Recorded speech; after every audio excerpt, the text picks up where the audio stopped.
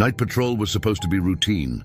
2 rangers, 1 truck, 1 final sweep before sunrise. At 1:47 a.m., Ranger Mitchell radios dispatch. Dispatch, something is moving outside the truck, and it's not an animal. At first, nobody panics. Late-night patrols get weird calls all the time. Dispatch assumes it's another false alarm. But then the tone changes. Heavy breathing comes through the radio. A door opens. Gravel crunches under boots. Then Mitchell says, "Quieter now. Cole, get back in the truck." And suddenly, silence. No static, no struggle, just an open radio channel, transmitting nothing. When backup arrived, they found the patrol truck still running, headlights cutting through the fog, both doors wide open, flashlights missing, radios still transmitting, and both rangers gone. No signs of a fight, no blood, no animal tracks, nothing. Just an empty road in the middle of one of the densest forests in America. If you appreciate real investigative stories like this, take a moment to subscribe. Most of these cases rarely get discussed publicly, and I cover them in depth here. And what investigators discovered in the hours that followed quietly changed night patrol rules in the Smokies forever. Most visitors never realize how active park patrols are after sunset. When the gates close, the real work begins. Rangers deal with stranded hikers, injured campers, illegal hunting, missing persons, and people who underestimate dangerous wilderness at night. The mountains look peaceful during the day, but after dark, terrain shifts. Fog appears without warning, temperatures drop fast, and sound travels differently. Veteran rangers often say night patrol feels like working in an entirely different park. And in 1994, patrol procedures were much simpler than they are today. 2 rangers per vehicle, basic radio check-ins every 30 minutes. Routine sweeps through parking areas and closed trail entrances. Most shifts ended quietly, until the night Mitchell and Cole entered Sector 12. A section rarely visited after sunset, too remote, too quiet, and usually empty. At least that's what everyone thought. If you enjoy real ranger cases, lost patrol stories, and investigations pulled from incident reports, hit like and subscribe now. It helps the channel bring more forgotten stories back into the light. All right, back to that night.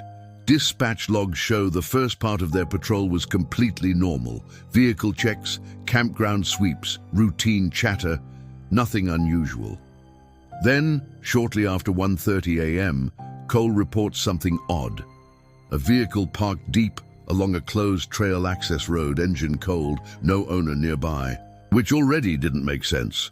Nobody parks there after hours, and hikers rarely enter that trail system at night, especially in October when temperatures drop below freezing. Still, procedure is procedure. They exit the vehicle to check, and that's when dispatch later noticed something strange. Their voices change. Short responses, lower tone, almost like they didn't want to speak too loudly. At one point, Cole quietly says, "Feels like someone's out there." Dispatch asks for clarification. Mitchell replies, "Probably nothing, just weird." But experienced dispatchers later said both men sounded tense, focused, like something felt off. And then comes the message no ranger casually sends. "We're heading back to the truck." No explanation, just urgency. And moments later, the final transmission. Something moving outside the truck, not an animal, and then nothing. Backup units were sent immediately, but Sector 12 sits deep within winding mountain roads. It took nearly 25 minutes for the nearest patrol to arrive, and by then whatever happened was already over, and the forest was quiet again. Too quiet. And what search teams discovered next made the mystery even worse. Backup teams arrived expecting the usual scenario: lost hikers, an injured camper, maybe rangers forced to pursue someone fleeing into the woods, but the scene waiting for them didn't match any known situation. The patrol truck sat diagonally across the narrow road, engine still running, headlights slicing through dense fog drifting between the trees. Both front doors were open, driver and passenger doors, as if the rangers stepped out quickly, not dragged, not forced, just exited. Their radios were still transmitting from inside the vehicle. One flashlight lay on the ground near the rear tire, still on, pointing toward the forest. And that detail unsettled everyone present, because trained rangers don't abandon light sources in darkness. Light is survival, especially out there. Search teams spread immediately, calling their names, expecting an injured response somewhere nearby. But there was nothing. No calls back, no movement, no animal sounds, nothing. Veteran responders later described the atmosphere as strangely muted. No wind, no insects, just fog swallowing sound. And then one ranger noticed something disturbing. Tracks, but not what they expected. Normally, when someone runs through forest terrain, the ground tells the story. Broken branches, disturbed leaves, sliding footprints, signs of direction. But here, the ground showed only a few clear steps leaving the truck. Two sets of footprints, Mitchell's and Cole's, side by side, heading toward the tree line. And then, nothing. No return tracks, no continuation. Just footprints ending several yards into the woods, as if both men simply stopped existing mid-step. Search leaders initially assumed lighting conditions were hiding the trail, so they widened the search radius, used floodlights, thermal scopes, K9 units. But dogs refused to move past the same point. Handlers reported animals becoming anxious, pulling back toward vehicles. Unusual, but not unheard of. Still, experienced teams started feeling uneasy because wilderness search patterns rely on one rule: people leave traces. Even experienced outdoorsmen leave signs when moving through terrain. Yet here, two trained rangers vanished without leaving any, and the longer team searched, the stranger the situation became. By sunrise, over 30 personnel were combing the sector. Drones scanned ridges, helicopters surveyed valleys. Nearby roads were blocked in case the men wandered injured, but there was still nothing: no gear, no clothing, no injuries, no wildlife attack signs, and no explanation. Then investigators reviewed vehicle audio logs. Every patrol truck continuously records cabin sound for safety and documentation. And what they heard raised more questions than answers.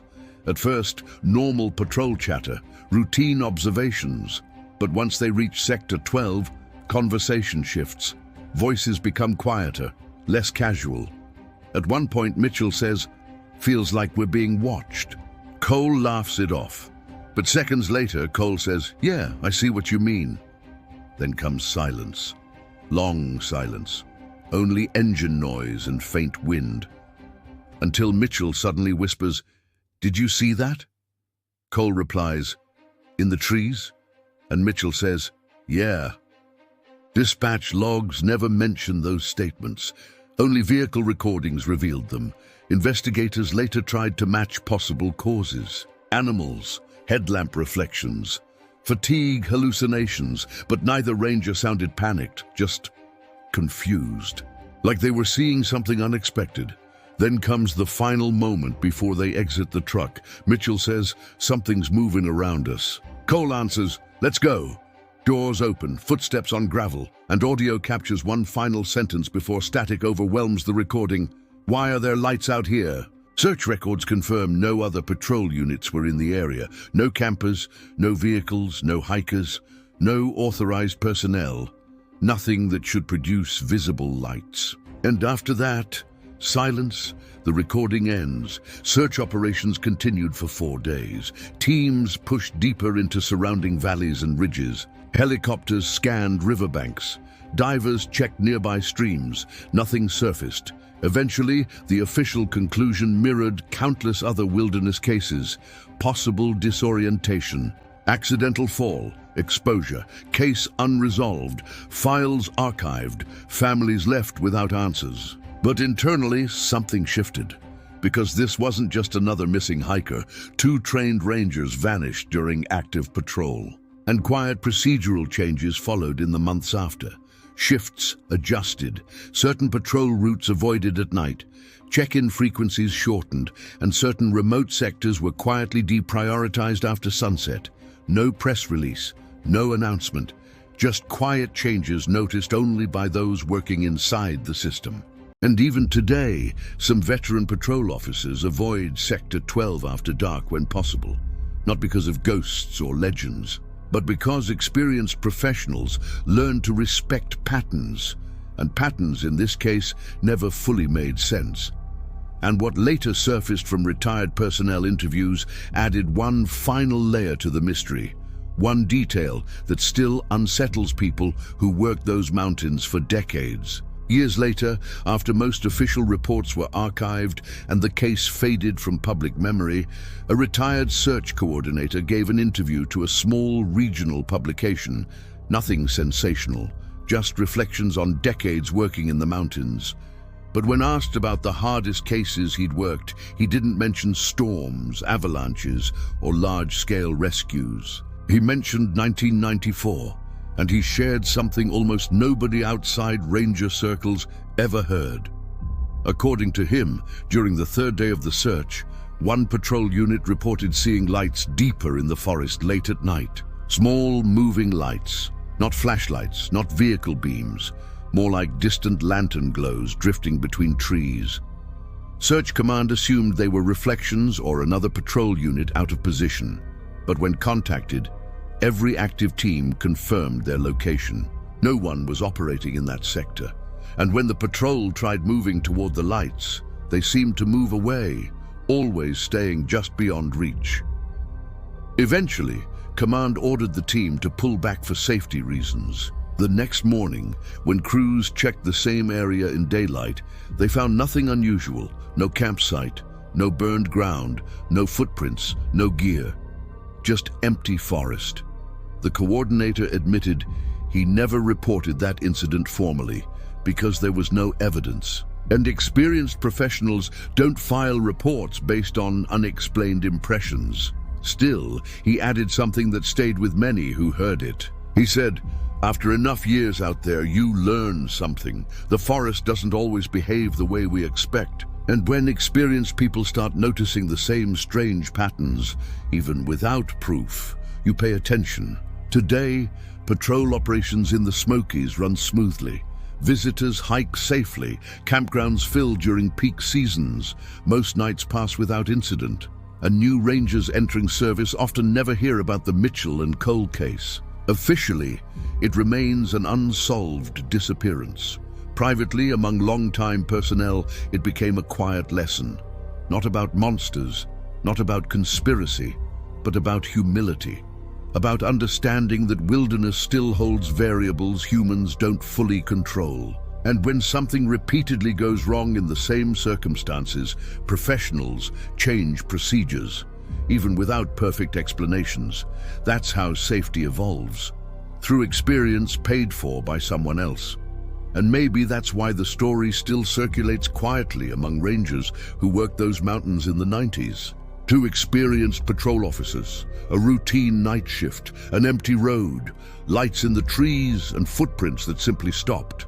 No resolution, no closure, just questions that never found answers. So if you ever visit the Smoky Mountains and see patrol vehicles checking remote roads late at night, remember something. Those routines weren't created randomly. Every rule, every protocol, every cautious decision often exists because someone learned the hard way. And sometimes, the official explanation only tells part of the story. The rest stays with the people who were there. If you enjoyed this investigation and want more deep dives into ranger files, missing patrol cases, and unexplained wilderness incidents, make sure to subscribe and leave a like on the video.